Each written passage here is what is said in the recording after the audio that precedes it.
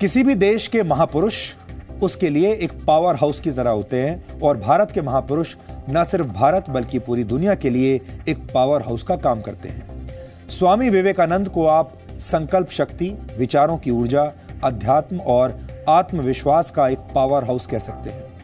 उनसे सिर्फ भारत ही नहीं बल्कि पूरी दुनिया को ऊर्जा मिलती है। आज 4 जुलाई है और आज ही के दिन 116 वर्ष पहले स्वामी विवेकानंद की मृत्यु हुई थी। आज ही वो तारीख है जब स्वामी विवेकानंद महासमाधि में लीन हो गए थे। वैसे महापुरुषों की कभी मृत्यु नहीं होती क्योंकि उनके विचार कभी नहीं मरते, उनके विचार हमेशा जीवित रहते हैं। जिस दौर में स्वामी विवेकानंद अपने जीवन के शिखर पर थे, उस दौर में भारत अंग्रेजों का गुलाम था। गुलाम भारत की युवा पीढ़ी को संबोधित करते हुए स्वामी विवेकानंद ने कहा था, उठो, जागो और तब तक नहीं रुको जब तक लक्ष्य प्राप्त न हो जाए। तुम जो सोच रहे हो उसे अपनी जिंदगी का विचार बनाओ, उसके बारे में सोचो, उसके लिए सपने देखो, उस विचार के साथ जियो। तुम्हारे दिमाग में, तुम्हारी मांसपेशियों में, तुम्हारी नसों में और तुम्हारे शरीर के हर हिस्से में वो विचार भरा होना चाहिए। यही सफलता का सूत्र है। सभी शक्तियां तुम्हारे अंदर हैं। तुम कुछ भी कर सकते हो और सब कुछ कर सकते हो। इस बात पर विश्वास करो, भरोसा करो कि तुम कमजोर नहीं हो। अगर तुम्हारे दिमाग और तुम्हारे दिल के बीच संघर्ष चल रहा हो तो तुम्हें वही करना चाहिए जो तुम्हारा दिल कहता है। ये स्वामी विवेकानंद के वो विचार हैं जिन्होंने भारत के युवाओं के मन में स्वाभिमान और स्वतंत्रता के बीज बोए। स्वामी विवेकानंद ने भारत के लोगों को भारत से प्यार करना सिखाया। महात्मा गांधी ने स्वामी विवेकानंद के साहित्य को पढ़ने के बाद उनके बारे में लिखा था कि उन्होंने स्वामी विवेकानंद के विचारों को गहराई से समझा और उनके विचारों की गहराई में उतरने के बाद देश के प्रति उनका प्रेम 1000 गुना बढ़ गया। आज बड़े बड़े शहरों में एयर कंडीशन कमरों में बैठकर फास्ट फूड खाते हुए, कॉफी पीते हुए, महंगी गाड़ियों में घूमते हुए और आलीशान मॉल्स में शॉपिंग करते हुए आप कभी उस दौर की कल्पना भी नहीं कर सकते जब भारत में हमारे ही पूर्वज अंग्रेजों की दमनकारी नीतियों से कुचले जा रहे थे। देश सिर्फ विदेशी ताकतों का ही गुलाम नहीं था। देश के लोग बहुत सारी सामाजिक बुराइयों के भी गुलाम थे। हमारे देश में छुआछूत फैली हुई थी। लोग जाति और धर्म के नाम पर लड़ते थे। महिलाओं की स्थिति बहुत बुरी थी। भारत का पूरा समाज बिखरा हुआ था, टुकड़ों टुकड़ों में। ऐसे समय में स्वामी विवेकानंद ने भारत के युवाओं में आत्मविश्वास भरा। आप जरा विचार कीजिए कि अगर आज से 130 वर्ष पहले जब दुनिया भारत को सपेरों और जादूगरों का देश कहती थी, भारत के लोगों का कोई सम्मान नहीं था। उस बुरे दौर में भी अगर स्वामी विवेकानंद पूरी दुनिया को प्रभावित कर सकते हैं तो आज के दौर में भारत के लोग ऐसा क्यों नहीं कर सकते? बल्कि हम तो कहेंगे आज के दौर में भारत के लोग क्या क्या नहीं कर सकते। आज भारत एक विकासशील देश है, दुनिया की बहुत बड़ी शक्ति है। भारत विकास और तरक्की के एक ऐसे मोड़ पर है जब उसे स्वामी विवेकानंद के विचारों वाले पावर हाउस की बहुत सख्त जरूरत है।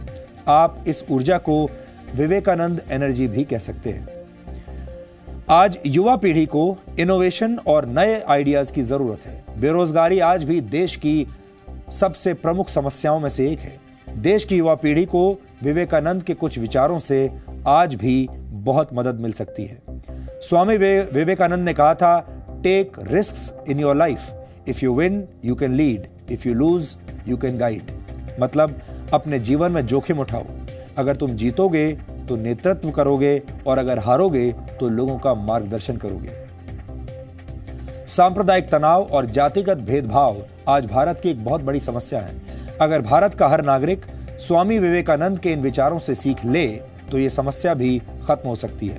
स्वामी विवेकानंद ने अपने बारे में कहा था, अगर मैं अपने अनगिनत दोषों के बावजूद खुद से प्यार करता हूं तो मैं कुछ दोषों की वजह से किसी दूसरे से नफरत कैसे कर सकता हूं। भारत कभी विश्व गुरु हुआ करता था और आज ढोंगी बाबाओं की वजह से भारत बदनाम हो रहा है। भारत में आज एक आध्यात्मिक भ्रष्टाचार फैला हुआ है। इस समस्या का इलाज भी स्वामी विवेकानंद ने बहुत पहले ही बता दिया था। स्वामी विवेकानंद ने कहा था, कोई भी आपको आध्यात्मिक नहीं बना सकता। आपकी सबसे बड़ी शिक्षक आपकी अपनी अंतरात्मा है। ये स्वामी विवेकानंद के वो विचार हैं जो आज भी बहुत प्रासंगिक हैं। स्वामी विवेकानंद के जीवन की सबसे बड़ी उपलब्धि ये है कि उन्होंने दुनिया को भारत की शक्ति का एहसास करवाया, दुनिया को भारत की शक्ति से दुनिया का परिचय करवाया। आज से 600 वर्ष पहले अमीर खुसरो नामक फारसी विद्वान ने भारत की प्रशंसा करते हुए लिखा था कि भारत की सबसे बड़ी विशेषता यह है कि पूरी दुनिया के लोग शिक्षा के लिए भारत आते हैं। भारत का कोई व्यक्ति शिक्षा लेने के लिए कभी विदेश नहीं जाता। लेकिन आज देखिए, आज के हालात बिल्कुल उल्टे हैं। भारत बहुत कम लोग आते हैं शिक्षा लेने के लिए, लेकिन भारत के लोग विदेश जा रहे हैं शिक्षा लेने के लिए। वर्ष 1893 में अमेरिका के शिकागो में जब पहली विश्व धर्म संसद का आयोजन हुआ, तब स्वामी विवेकानंद ने एक ऐसा ओजस्वी भाषण दिया था जिसने पूरी दुनिया को हैरान कर दिया था। भाषण की शुरुआत में उन्होंने कहा था, sisters and brothers of America, यानी मेरे अमेरिकी भाइयों और बहनों। और आपको ये जानकर बहुत अच्छा लगेगा कि उनके इन शब्दों को सुनकर वहां मौजूद 7000 लोगों ने करीब 2 मिनट तक स्वामी विवेकानंद के लिए खड़े होकर तालियां बजाई थीं और उनका अभिवादन किया था। 1893 में कई सदियों के बाद दुनिया ने भारत का विश्व रूप देखा था। इस ऐतिहासिक भाषण के बारे में आपने जरूर पढ़ा और सुना होगा, लेकिन इस भाषण के बाद पूरी दुनिया में किस तरह की प्रतिक्रिया हुई थी, तब अमेरिका के अखबारों में क्या छपा था, ये आज आप सबको जरूर जानना चाहिए। राजगोपाल चट्टोपाध्याय की एक किताब Swami Vivekananda in India, a corrective biography के पेज नंबर 150 पर अमेरिका के एक अखबार द न्यूयॉर्क क्रिटिक की एक टिप्पणी का जिक्र है।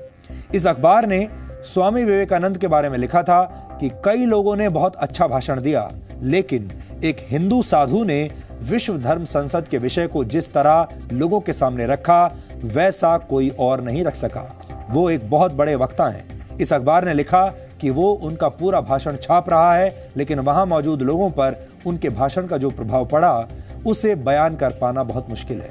उनका तेजस्वी चेहरा, उनकी बुद्धिमत्ता और उनकी वेशभूषा के प्रभाव को बताने के लिए शब्द कम पड़ रहे हैं, ऐसा इस अखबार ने लिखा था। एक और अमेरिकी अखबार द न्यूयॉर्क हेरल्ड ने लिखा कि इसमें कोई शक नहीं है कि विश्व धर्म संसद में स्वामी विवेकानंद सबसे महान वक्ता थे। उन्हें सुनने के बाद यह लगता है कि इतने विद्वान और बुद्धिमान देश में मिशनरीज को भेजना कितना मूर्खतापूर्ण है।